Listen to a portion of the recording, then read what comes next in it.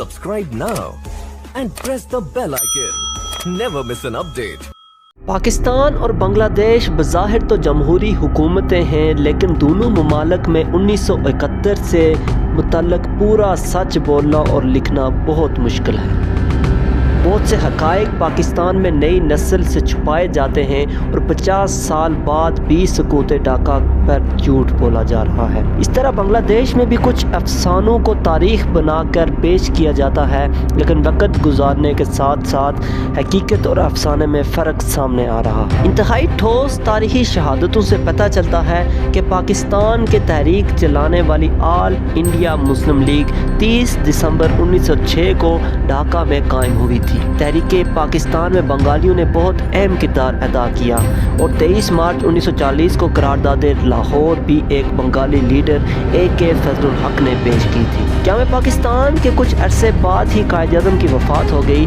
اردو کو قومی زبان قرار دینے پر قائد اعظم کی زندگی میں ہی مشرق پاکستان میں بے چینی پیدا ہو گئی تھی، لیکن مشرقی پاکستان اور مغربی پاکستان میں نفرتوں کا آغاز سن 1958 میں مارشل لا نافذ ہونے کے بعد ہوا۔ جنرل ایوب خان نے 1960 کا آئین معطل کر دیا اور جب انہوں نے 1962 میں صدارتی آئین نافذ کرنے کا منصوبہ بنایا تو ان کے بنگالی وزیر قانون جسٹس ریٹائرڈ محمد ابراہیم نے جنرل ایوب خان کو روکنے کی کوشش کی۔ ان کی کتاب ڈائریز آف جسٹس محمد ابراہیم میں جنرل ایوب خان کے ساتھ ان کا سرکاری خط و کتابت شامل ہے، جس میں وزیر قانون نے صدر پاکستان کو وارننگ دی تھی کہ صدارتی آئین پاکستان توڑ دے گا۔ پاکستان کے فوجی صدر نے اپنے بنگالی وزیر قانون کی وارننگ نظر انداز کر دی۔ اس صدارتی آئین کے خلاف مشرقی پاکستان کے گورنر جنرل اعظم خان نے بھی استعفیٰ دے دیا۔ جنرل ایوب خان اپنی ضد پر قائم رہے اور انہوں نے ایک پنجابی جج جسٹس ریٹائرڈ محمد منیر کو اپنا وزیر قانون بنا لیا۔ نئے وزیر قانون کو یہ ذمہ داری سونپی گئی کہ وہ کسی طرح بنگالیوں سے جان چھڑائیں۔ جسٹس محمد منیر نے اپنی کتاب فرام جنات ٹو ضیاء میں لکھا کہ 1962 عیسوی میں وزیر قانون بنانے کے بعد جنرل ایوب خان نے مشرقی پاکستان سے تعلق رکھنے والے ایک بنگالی وزیر رمیز الدین کے پاس مجھے بھیجا اور میں نے انہیں کہا کہ آپ ہم سے علیحدگی اختیار کر لیں یا کنفیڈریشن بنا لیں۔ رمیز الدین نے جواب میں کہا کہ ہم اکثریت میں ہیں، آپ اقلیت ہیں، اگر آپ علیحدہ ہونا چاہتے ہیں تو ہو جائیں، لیکن اصل پاکستان تو ہم ہیں۔ جس کی شہادت سے پتہ چلتا ہے کہ جنرل ایوب خان بنگالیوں کے ساتھ نہیں رہنا چاہتے تھے کیونکہ وہ صدارتی نظام کے خلاف تھے۔ یہی وہ سال تھا جب تحریک پاکستان کے رہنما حسین شہید سہروردی کو غداری کے الزام میں گرفتار کیا گیا تو ڈھاکہ میں پاکستان کے خلاف نعرے لگ گئے۔ حسین شہید سہروردی کی نواسی بیرسٹر شاہدہ جمیل کہتی ہیں کہ ان کے نانا علاج کے لیے بیروت گئے، وہاں ان کے پر اسرار حالات میں موت ہو گئی۔ ہم انہیں مغربی پاکستان میں دفن کرنا چاہتے تھے لیکن جنرل ایوب خان نے اجازت نہ دی، لہٰذا ان کی دفن ڈھاکہ میں ہوئی۔ اس زمانے میں شیخ مجیب الرحمان کے موقف میں بہت سختی پیدا ہو گئی اور کچھ مصنفین کے مطابق انہوں نے بھارت کے ساتھ خفیہ رابطے شروع کر دیے۔ اس دوران محترمہ فاطمہ جناح نے ایوب خان کے خلاف 1965 کے صدارتی الیکشن میں حصہ لیا۔ مشرقی پاکستان میں شیخ مجیب الرحمان سمیت مغربی پاکستان سے ولی خان، غوث شاہ بزنجو، عطا اللہ مینگل اور سردار خیر بخش مری سے لے کر مولانا مودودی تک سب نے فاطمہ جناح کی حمایت کی، لیکن ایوب خان نے فاطمہ جناح کو انڈین ایجنٹ قرار دے دیا، دھونس اور دھاندلی سے انہیں ہرا دیا۔ فاطمہ جناح ڈھاکہ سے جیت گئی لیکن مغربی پاکستان سے ہار گئی۔ فاطمہ جناح کی شکست نے بنگالیوں کو پاکستان سے مایوس کر دیا۔ اس مایوسی کا نتیجہ 1966 میں شیخ مجیب الرحمان کے 6 نکات کی صورت میں سامنے آیا۔ پہلا نقطہ یہ تھا کہ حکومت نے کردار وفاقی اور پارلیمانی ہونا چاہیے، یعنی اصل لڑائی صدارتی نظام کے خلاف تھی۔ پھر 1968 میں شیخ مجیب کو اگرتلہ سازش کیس میں ملوث کر دیا گیا۔ وہ ایوب خان جو جسٹس منیر کی مدد سے پاکستان توڑنا چاہتا تھا، اس نے مجیب پر پاکستان کے خلاف سازش کا الزام لگا دیا۔ الزام عدالت میں ثابت نہ ہو سکا اور شیخ مجیب کی مقبولیت مزید بڑھ گئی۔ 1969 میں معروف صحافی الطاف حسن قریشی نے شیخ مجیب الرحمان کا انٹرویو کیا۔ یہ انٹرویو قریشی صاحب کی کتاب ملاقاتیں کیا ہے میں موجود ہے۔ قریشی صاحب نے مجیب سے پوچھا کہ موجودہ بحران کا حل کیا ہے۔ مجیب نے جواب دیا کہ 1956 کا آئین بحال کر دیں۔ قریشی صاحب نے کہا کہ 6 نکات تو کچھ اور ہی کہتے ہیں۔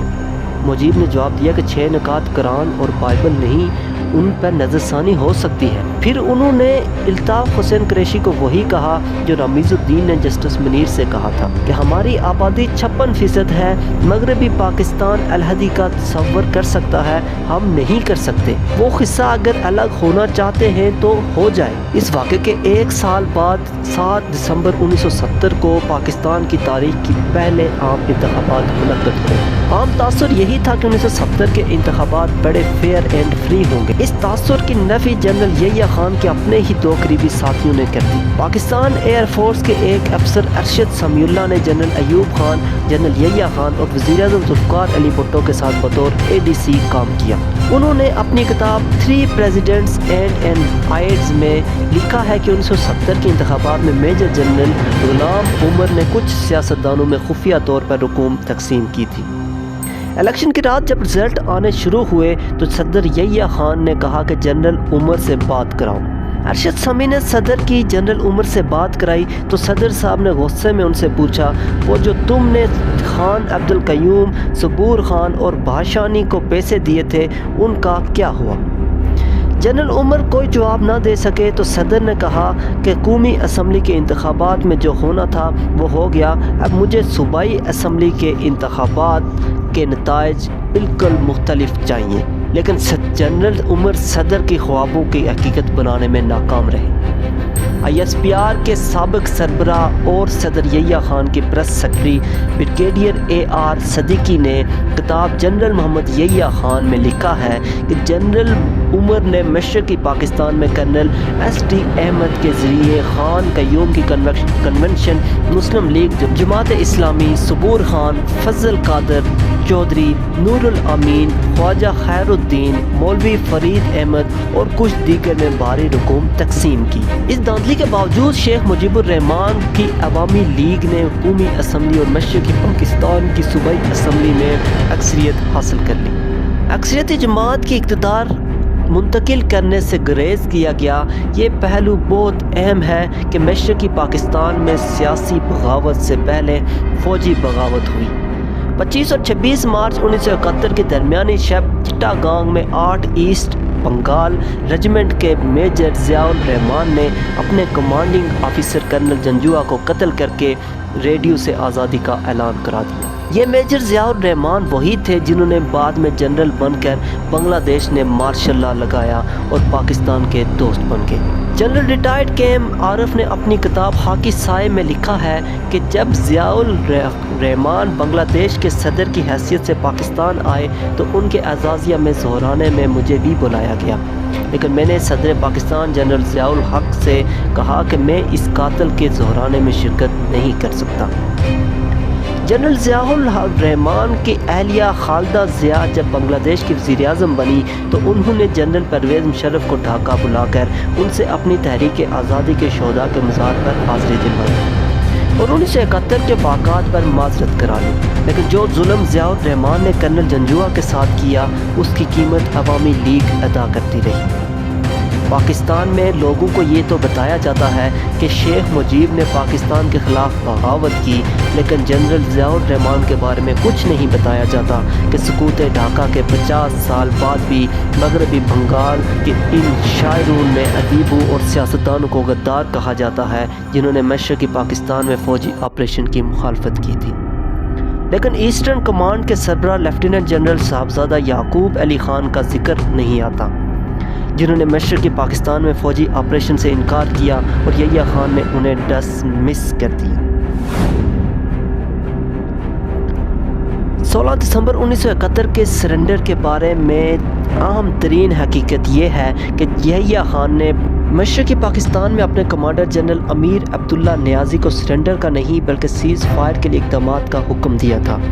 منیر احمد منیر اپنی کتاب المیہ مشرقی پاکستان 5 کردار میں جنرل یحییٰ خان کا انٹرویو شامل ہے، جس میں یحییٰ خان نے بتایا کہ میں نے نیازی کو سرنڈر کا نہیں کہا تھا بلکہ اس سے کہا تھا کہ UNO کو بولو کہ سیز فائر کرا دے۔ میں نے کہا تھا کہ دشمن کے آگے ہتھیار پھینکنے کا سوال ہی پیدا نہیں ہوتا۔ یحییٰ خان نے جنرل نیازی کو جھوٹا اور بزدل قرار دے دیا، حالانکہ وہ یحییٰ کا حسن انتخاب تھا۔ یحییٰ خان نے اپنے اس انٹرویو میں کہا کہ ٹرخ گیا بیچارہ میاں والی والا۔ بھارتی فوج کے لیفٹیننٹ جنرل جیکب نے سرنڈر ایٹ ڈھاکہ میں لکھا ہے کہ پاکستانی فوج نے مشرقی محاذ پر بڑی جرات اور مستقل مزاجی کا مظاہرہ کیا۔ 16 دسمبر کو جنرل نیازی کے پاس ڈھاکہ میں 30,000 فوج موجود تھی۔ اگر نیازی کچھ دن مزاحمت کرتا تو شاید UNO سیز فائر کرا دیتا۔ جیکب لکھتا ہے کہ ہم تو صرف کھلنا اور چٹا گانگ پر قبضہ کرنے آئے تھے۔ 13 دسمبر تک ڈھاکہ ہمارے پلان میں شامل ہی نہیں تھا، لیکن جب نیازی کو یہ کہا گیا کہ اگر تم سرنڈر کر دو تو تمہیں مکتی بانی کے حوالے نہیں کیا جائے گا تو وہ سرنڈر کے لیے مان گیا۔ بقول جیکب سرنڈر کے وقت نیازی کی آنکھوں میں آنسو تھے۔ ڈاکٹر صدر محمود نے اپنی کتاب پاکستان کیوں ٹوٹا میں جنرل راؤ فرمان علی انٹرویو میں شامل کیا ہے، جس میں انہوں نے بتایا کہ 6 دسمبر کو جیسور پر قبضہ ہوا تو جنرل نیازی گورنر ہاؤس ڈھاکہ میں آ کر رونے لگا۔ راؤ فرمان علی نے یہ قصہ اپنی کتاب ہاؤ پاکستان گاٹ ڈیوائیڈڈ میں بھی یہ بیان کیا ہے۔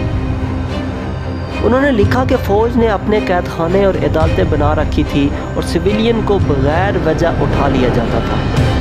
کئی دانشوروں کو میری مداخلت پر رہا کیا گیا۔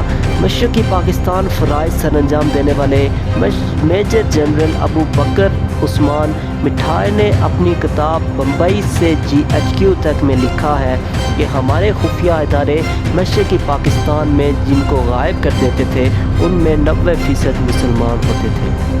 ان حرکتوں سے پاکستان کے عامی ہمارے مخالفین بن گئے۔ جنرل مٹھا کے پاس لاپتہ افراد کے لواحقین آتے تھے لیکن کوئی بازیاب نہیں ہوتا تھا۔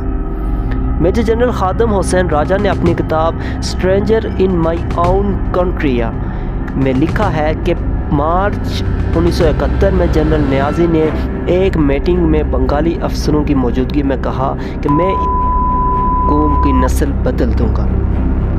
اس واقعے کے بعد ایک بنگالی افسر میجر اشتیاق نے کمانڈر ہیڈ کوارٹرز کے باتھ روم میں اپنے آپ کو گولی مار کر خودکشی کر لی۔ جنرل نیازی نے بنگالیوں کو ان کی نسل بدلنے کی دھمکی دی اور پاکستان کا جغرافیہ بدل کر واپس آیا۔ اس کی نگرانی میں جو ظلم و ستم ہوا اس کی گواہی راؤ فرمان سے لے کر جنرل مٹھا تک بہت سے فوجی افسران نے دی، لیکن یہ کہنا درست نہیں کہ فوجی آپریشن میں 30 لاکھ بنگالیوں کو قتل کیا گیا اور 2 لاکھ عورتوں کا ریپ ہوا۔ بنگالیوں کے ساتھ بہت ظلم ہوا، لیکن مکتی بانی نے بہاریوں کے ساتھ بہت ظلم کیا اور ان بہاریوں کو آج پاکستان کے حکمران فراموش کر چکے ہیں۔ جسٹس حمود الرحمان، جسٹس انور الحق اور جسٹس طفیل علی عبد الرحمان پر مشتمل کمیشن نے جنرل نیازی کے طرز کو شرمناک اور اخلاقی دیوالیہ پن کا شکار قرار دیا۔ کمیشن نے لکھا کہ جنرل نیازی کم از کم 2 ہفتے تک ڈھاکہ کا دفاع کر سکتے تھے۔ وہ سرنڈر کے بجائے اپنی جان قربان کر دیتے تو آئندہ نسلیں انہیں ایک عظیم ہیرو کے طور پر یاد رکھتی۔ محمود الرحمان کمیشن کے مطابق انہوں نے ہندوستانی جنرل کو گارڈ آف آنر کا حکم دے کر ملک اور فوج کی عزت خاک میں ملا دی۔ کمیشنر نے general Yahya, general Abdul Hamid, general Pirzada, general Ghulam Umar, general گل حسن اور جنرل مٹھا کے خلاف کورٹ مارشل کی سفارش کی۔ کمیشن نے جنرل ارشاد احمد خان کے خلاف بھی کارروائی کی سفارش کی، جنہوں نے بغیر مقابلے کے مغربی محاذ پر شکر گڑھ کے 500 گاؤں دشمن کے حوالے کر دیے۔ محمود الرحمان کمیشن کی رپورٹ میں واضح طور پر لکھا گیا ہے کہ سیاست میں فوج کی مداخلت سے جو برائیاں جنم لیتی ہیں وہ فوج کو زنگ لگا دیتی ہیں اور فوج لڑنے کے قابل بھی نہیں رہتی۔ سقوط ڈھاکہ کے 50 سال بعد پاکستان کے حکمران طبقے کو یہ رپورٹ ضرور دیکھنی چاہیے کہ 1971 میں پاکستان پر اعلانیہ مارشل لا نافذ تھا، آج پاکستان پر غیر اعلانیہ مارشل لا نافذ ہے۔ 1971 میں خفیہ ادارے پاکستانیوں کو لاپتہ کر رہے تھے، آج بھی وہی کچھ ہو رہا ہے۔ 1971 میں بھی مشرقی پاکستان کھو دیا گیا اور آج بہت سے پاکستانیوں کے خیال میں کشمیر کھو دیا گیا۔ 16 دسمبر سے سبق نہ سیکھا گیا تو خدا نہ خواستہ پاکستان مزید نقصان اٹھا سکتا ہے، کیونکہ آج تک پاکستان میں کسی جنرل یحییٰ یا کسی جنرل نیازی کا احتساب نہیں ہوا۔ آئین توڑنے والا جنرل مشرف آج بھی مفرور ہے۔ امید آج کی ویڈیو آپ کو پسند آئی ہوگی۔ ملتے ہیں نئی ویڈیو میں۔ اللہ حافظ۔